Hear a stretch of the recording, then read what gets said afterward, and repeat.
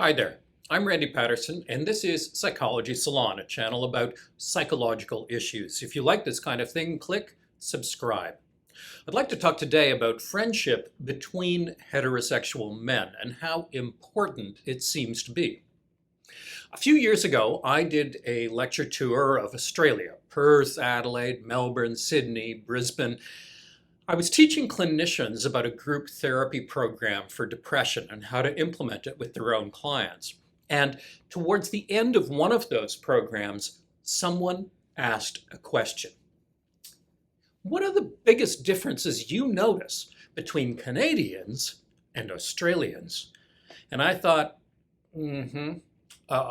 this is dangerous territory, so I was pretty cautious. I ventured with some anxiety that I think, alcohol seems to be a bit more central to people's lives in Australia.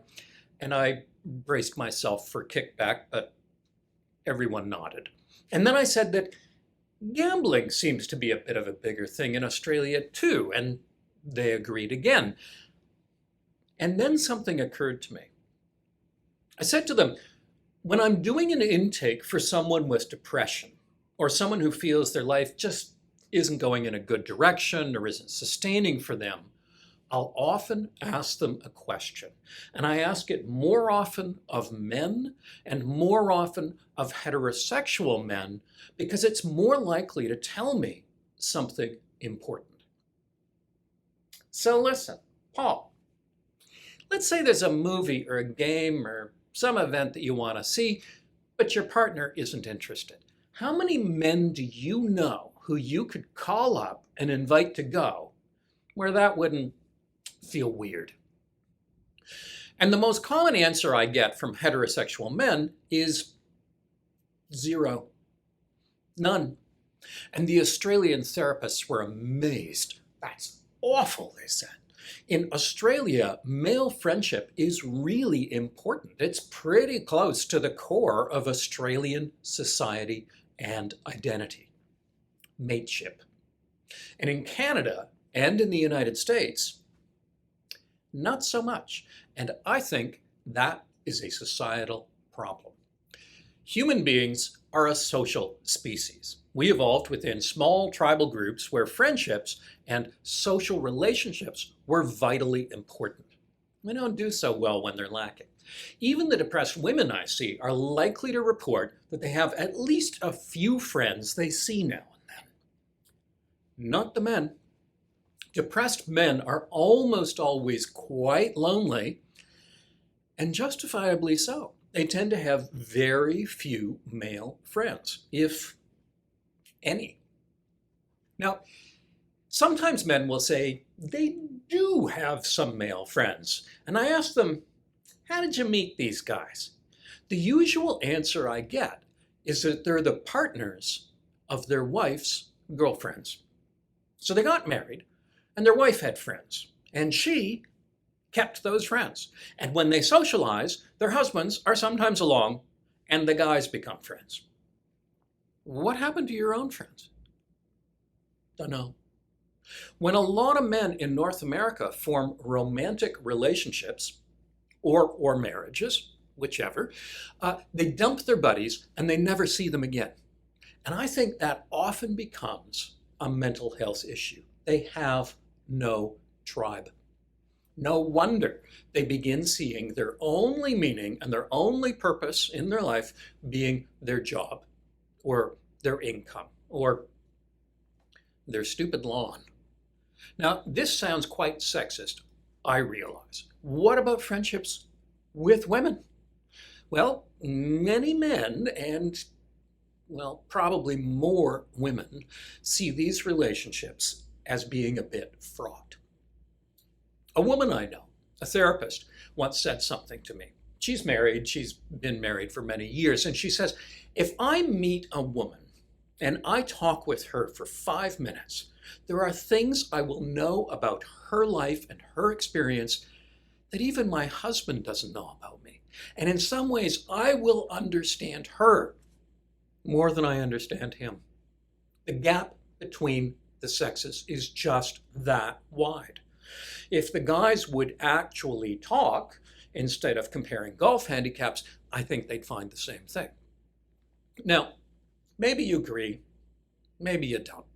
But I think there's something to this idea that men need friends, preferably close friends. And at least some of those friends should be other men. Now, there's another word in the title of this video: heterosexual male friendship. Why bother adding that? Well, I'm a gay therapist and I see both gay men and straight men. And if I ask a gay man, if your partner doesn't want to see the movie, how many guys could you call up to see it with you? The answer is virtually never 0. It's often a dozen or more. And let's be clear, these are not sexual friends. Male non-sexual friendship in the gay community is very important. People often say, well, you can have a relationship if you like, but you must have a network of friends. And most do. Every now and then, a gay man says, nobody.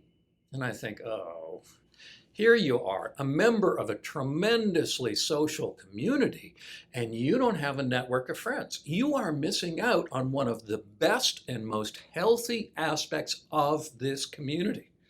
What's going on? And that isn't really the topic of this video, but it's usually that they've been looking for a boyfriend or something a little more transitory, maybe online, and they're assuming that friends will just appear that way or fall out of the sky somehow, and that's not how it works. They need to get involved in something. Join the softball league, or the bikers, or the hockey team, or the runners, or the swim club, or the curling league, or the film festival, or the board game players, or trivia night, or something organized that puts you into contact with people doing something. And hey, you might meet a boyfriend that way, but that's not the primary mission. You need a tribe. So, gay men and straight men seem to be different here. Some people think it's because of increased awareness that gay men exist. Suddenly, hanging out with your male buddies might be raising eyebrows. Whose team are you on, anyway? What's really going on that camping trip? Other people suggest it might be increased competition between men, a kind of jockeying for status and superiority that's getting in the way of friendship. If it's a competitive world, other guys are your opponents, not your friends. And the only reason to hang out with them is to get an advantage over them. That does not make for great friendships. A third reason is that many of the traditional ways that guys would hang out together in previous generations became criticized for being sexist and exclusionary. The Elks Club, the Rotary Club, bowling leagues, and so on. These became ways for men to exchange power and favors, and women didn't have access. But rather than simply opening up to everyone, regardless of gender, many of these venues for friendship just evaporated. Or they became settings where men were more focused on romantic possibilities with the women who were there than friendship with anyone. Whatever the reason, I think North American culture has a genuine problem with insufficient male friendship. Cross-gender friendship, absolutely, but male-male friendship as well. When a guy, straight or gay, tells me there's nobody he could invite to a movie or a hockey game, I tell him, listen, it's your life. You get to pick. But if we're looking for changes to make that'll improve your life and improve your mood, I think we might have found one. Let's at least put it on the menu of possible changes that we could work on together to make your life better. And how are they going to do it?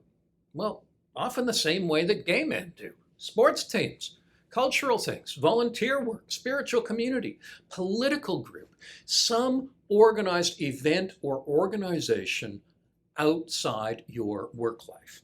not just hanging out in some bar. That doesn't even work for gay men. It's not going to fly for you.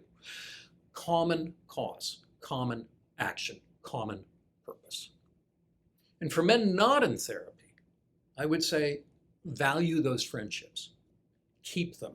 Do not dump them the moment you get in a relationship. They are important. They're hard to find and they take time to deepen.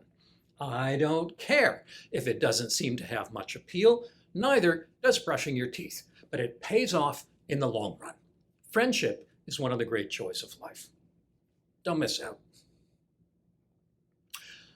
There are other videos on this channel on the psychology of everyday life. Click the subscribe button for more. I also have an online course site, psychologysalon.teachable.com, with programs for professionals and for the general public. And my book, How to Be Miserable, 40 Strategies You Already Use, is available for online booksellers. Thanks for watching.